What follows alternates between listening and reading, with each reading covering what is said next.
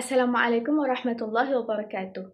Today, I would like to present my topic entitled Orientalism and Misconception of Islam. First, let us understand what is the meaning of Orientalism. Orientalism refers to the Western study and representation of Eastern societies, especially Islam and the Muslim world.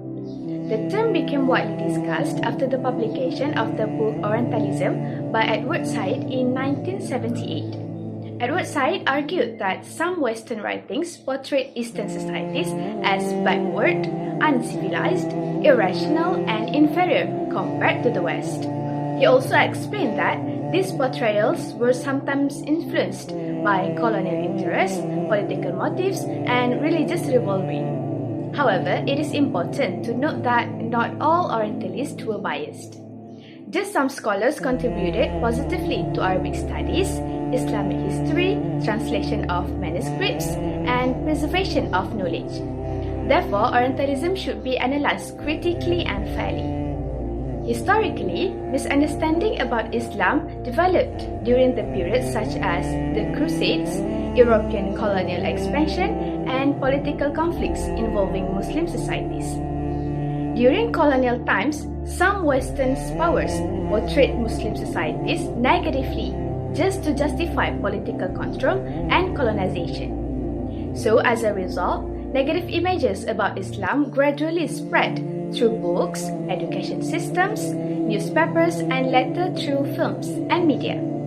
These narratives influenced how many people view Islam, especially in Western societies.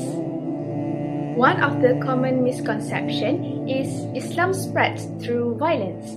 However, historical evidence shows that Islam also spread peacefully through trade, education, and a good moral character. For an example, Islam entered Southeast Asia mainly through Muslim traders from Arabia, India, and China. Countries such as Malaysia and Indonesia accepted Islam largely through peaceful interaction and da'wah. Another misconception is Islam oppresses women. In reality, Islam gave women rights in inheritance, education, business ownership, and marriage consent, long before many modern societies recognized these rights. For example, Khadijah binti Khuwailid was a successful businesswoman and respected leader in society. This shows that women also held important position in early Islamic civilization. Another stereotype is Islam is against science and intellectual development. However, history proves otherwise. During the Islamic Golden Age, Muslim scholars contributed greatly in medicine, astronomy, mathematics, chemistry, and also philosophy. For example, Ibn Sina wrote the Canon of Medicine, which became a major medical reference in Europe for centuries. Another scholar, Al-Khwarizmi, contributed significantly to algebra and mathematics. These achievements show that Islam encourages learning, research, and intellectual growth. In modern society, media plays an important role in shaping public perception. Unfortunately, Muslims are often portrayed negatively in movies, television, news reports, and social media. For example, Hollywood films frequently associate Muslims with terrorism, extremism, or violence. When these stereotypes are repeatedly shown, audiences may unconsciously develop fear and misunderstanding toward Islam. Following the September 11 attacks in 2001, many media reports and public discussions began to linking Islam with terrorism and extremism. As a result, negative stereotypes and Islamophobia towards Muslims increased significantly in many countries.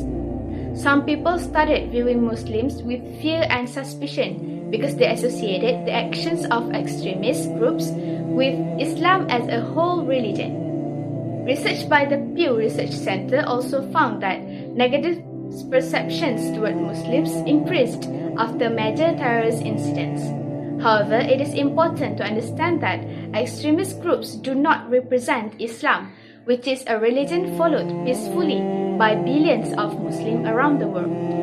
These misconceptions have many negative effects. Among them are Islamophobia, discrimination, hate speech, and social prejudice against Muslims.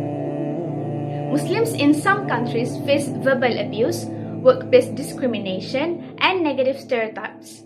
In education, biased narratives may also influence textbooks, classroom discussions, and also academic understanding.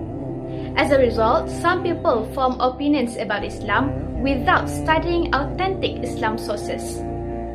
This highlights the importance of critical thinking, balanced education, and media literacy. To reduce misconception, several solutions are important. First, education. People should learn Islam from authentic and reliable sources such as the Quran, authentic hadith, and qualified scholars. Second, interfaith dialogue. Respectful discussions between different communities can also increase understanding and reduce stereotypes. Third, responsible media. Media organizations should avoid unfair portrayals and provide balanced reporting about Islam and Muslims. Fourth, good character. Muslims ourselves should demonstrate kindness, honesty, passion, and also all of the good ethics, because positive actions can help challenge negative stereotypes more effectively. An interesting modern example is the rise of social media content created by Muslims. Today, many Muslim educators and content creators use the platforms such as TikTok, YouTube, and Instagram to explain Islam in a simple and peaceful way. For example, many of non-Muslims have shared online that their perceptions of Islam is changed after directly listening to Muslim explanations about prayer, hijab, fasting, and other Islamic values.